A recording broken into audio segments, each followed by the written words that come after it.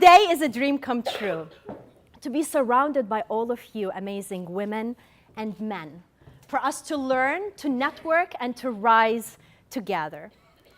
This conference is a perfect way to end 2016, a year that hasn't been easy for any of us, especially the last few months. And what I learned from being part of this beautiful community is that women of Louisiana, you're women of courage. You are the glue that's keeping this community together and helping everybody to rise beyond the difficult time. And I'm so honored to be here with you. So to start our journey of learning today, I want to take you to 3 destinations that are part of my leadership journey: inward, outward, and onward.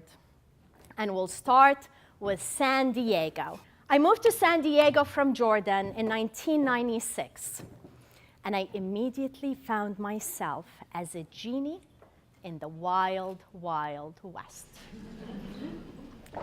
My first company was Merrill Lynch, and I started at the end of October. I was so excited the first day of work. I went to the office, and everything looked so beautiful and fancy. Walls covered with wood, team members very serious with suits and expensive furniture. I got there and I started looking at my computer, trying to learn the financial software as the stock prices going up and down, turning green and red. I saw an email from the executive of all of San Diego. The title was Halloween Costume Event.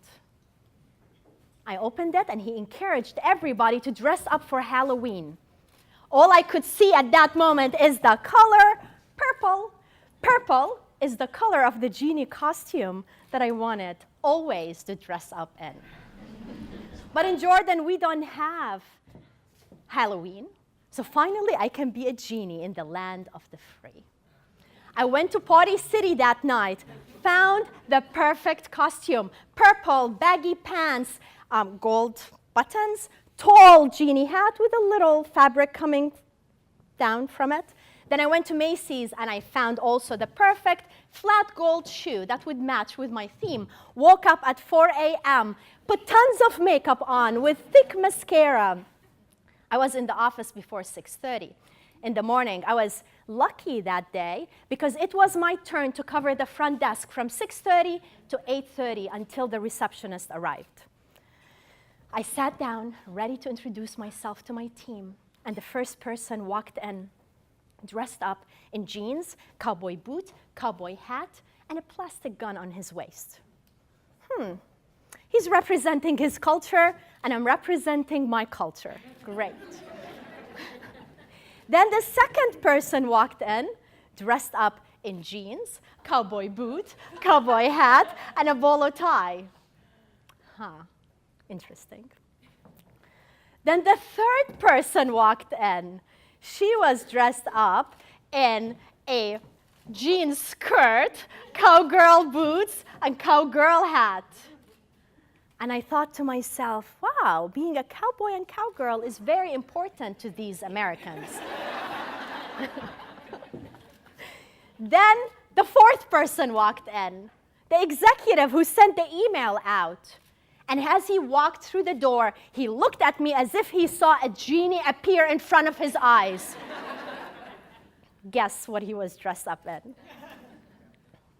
Oh yeah, cowboy. So then I went to my computer and I started checking the email. I had a feeling something wasn't right. And it did say everything as I understood it. The date, the time, team building event. There was just one sentence that to me wasn't relevant initially. And it said, theme, wild, wild West. So I went to my office, first week at work, dressed up in genie in a very traditional conservative environment in a wild, wild West event. All I wanted was to blink and make myself disappear. And I did. Not the blinking. I made myself disappear. I went home and I was beating myself up the entire day, feeling horrible, feeling intimidated, because I made such a big mistake, feeling absolutely worried how I'm gonna show my face to my team the next day. Most likely, they're all gonna judge me. I didn't realize that I was the person judging myself. So as my team were all having fun, taking pictures, getting together to know each other, I was hiding, and my picture frame is empty. Now when I look back, 20 years later, what I really wish I did was that I stayed. Wouldn't that be more fun, my speech right now, if I showed you this picture frame of me sitting as a genie surrounded by cowboys and cowgirls?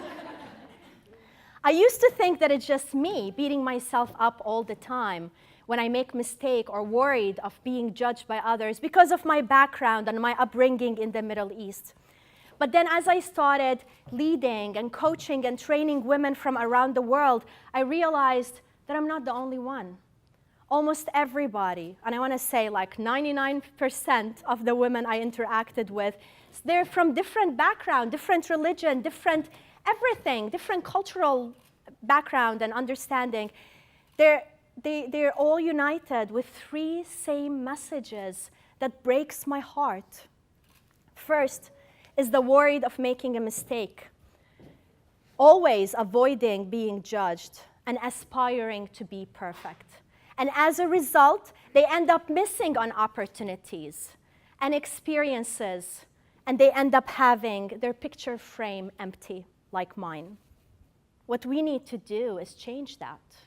We need to change it. As of today, we need to stop hiding. We need to stop worrying about making mistakes, and we need to commit to becoming visible, even if we're a genie in a wild, wild west event. So each one of you has a passport in front of you. So what I want to ask you is, write down, like this is exercise just for you. Think about what sparked in your mind when I talked about this. Each one of us, we have our own experiences or internal limitations that are stopping us. And I want you to think, what has been holding you internally? What is the voice telling you and stopping you from achieving? So take 3 to 5 minutes.